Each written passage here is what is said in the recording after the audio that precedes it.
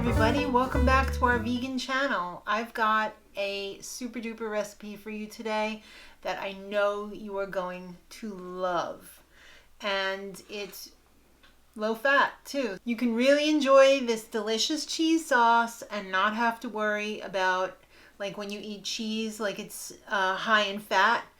This is going to be pure deliciousness. And it's really, really easy to do as well. It's all made in the blender. All right, so the first thing that we're going to do is cook our red pepper and Vidalia onion. I haven't tried this with a not sweet onion yet, but I feel like you should use a sweet onion because the whole flavor at the end is just like, oh, this is a sweet onion cheese sauce. So what I like to do is I like to take the top and tail off. Oh, this knife is dull. I'm going to do this in the microwave, but if you wanted to do this in the oven and roast it, by all means, go right ahead. But, you know, summer's coming up and the last thing that you want to do is turn the oven on. So it's just so much simpler in the microwave. This is a huge pepper. These were 99 cents a pound at the store, and they were, you know, it's a good deal. Nuclear power plant peppers. But I'm going to use the same amount as like a regular size pepper, so I'm just going to cut this part off. I've already washed this and put that there, and then we can have that in the salad later or whatever. So we're going to take this over to the microwave. Oh my God. Smells do you so smell good. that pepper? I do. All right, so we're going to put this in for 6 minutes and we're going to come back and check it. Bye.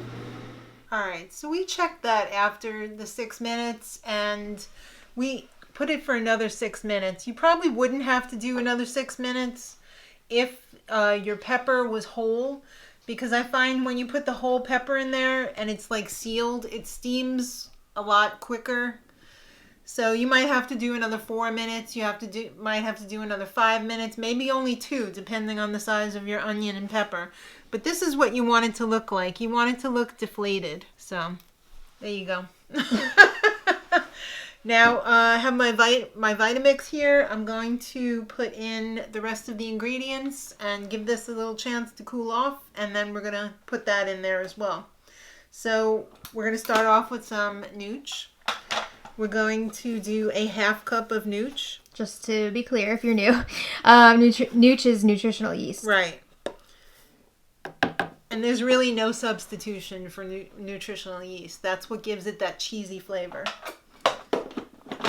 I know a lot of people have asked, you know, what can I use instead of nutritional yeast? I don't have that, but you pretty much need it. We're going to do a teaspoon of adobo.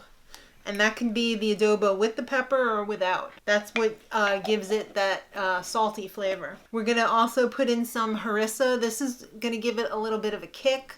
This, if you don't have harissa, you can substitute dark red chili powder or chili powder.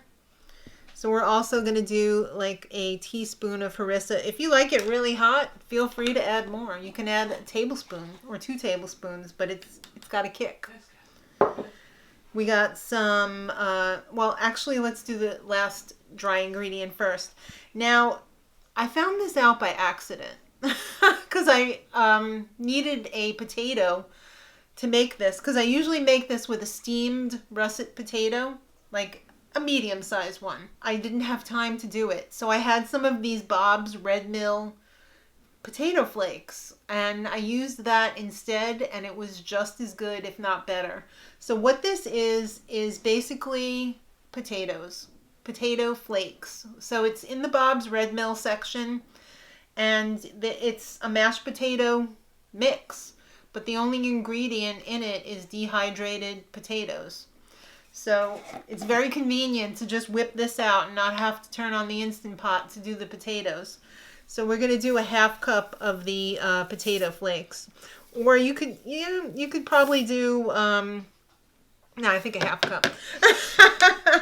We don't want to go crazy, do we? And you know what? This recipe is very customizable and very forgiving, so it probably wouldn't be a big deal anyway. And we're going to do a 1/4 cup of lemon juice. You can use freshly squeezed, or you could use this kind in the little squeezy. And the last ingredient besides these is oat milk. Or you could use any kind of non-dairy milk, but that's what we use here because I'm allergic or I'm intolerant to almond milk or nut milks. So I'm going to not touch that with my hands. It is very hot. It is very hot. All right, so put the onion in there. We're going to tear this open and take out most of the seeds.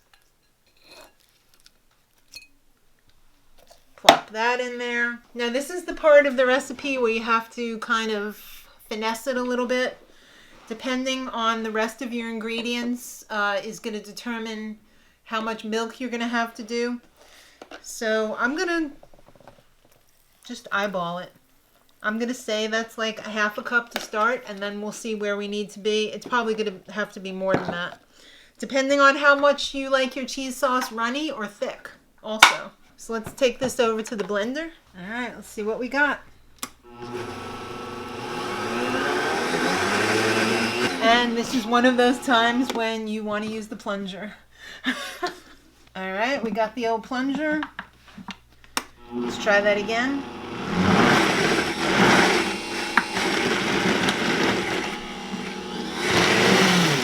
Quite thick. We're going to add some more milk. And by milk, I mean oat milk.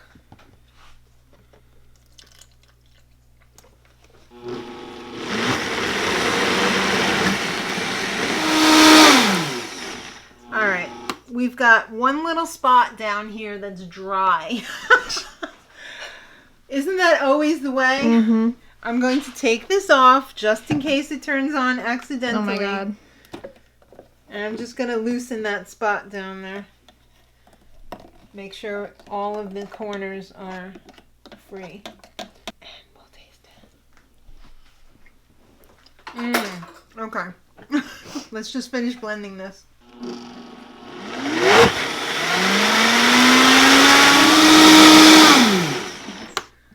I forgot one of the most important ingredients. Darn it! I knew that didn't taste as rich as it should have been. Hemp. How could you? It's like, this tastes a little thin. Alright, so we're going to put in 1/4 cup of hemp. It's optional. I mean, you could have it without it if you didn't want it, but I really like the hemp in there. It takes it to another level.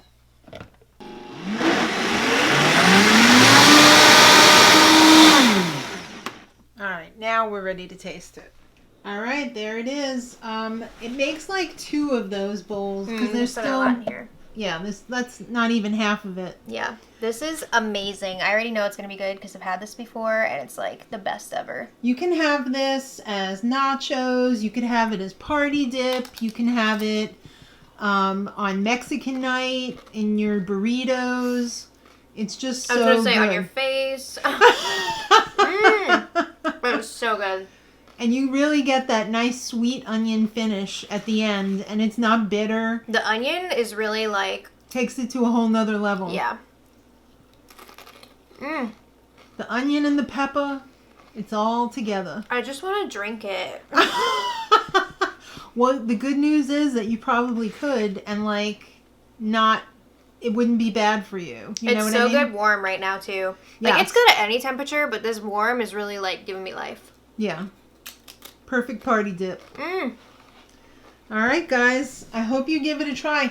It seems like every month or so, this recipe just takes a new iteration. Yeah, you keep changing it, and every time I'm like, don't change it, it's perfect. But then I try it, and I'm like, yeah. whoa. I think the mashed potato flakes are a game changer because then you're not really tied to making fresh steamed potatoes all the time to get that thickness.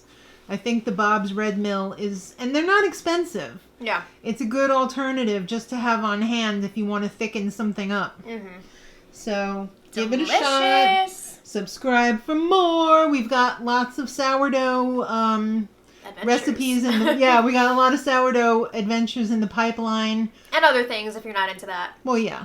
Yeah. It's real potluck. Mm-hmm. So thanks for watching, guys. You're awesome. And until next time, much love.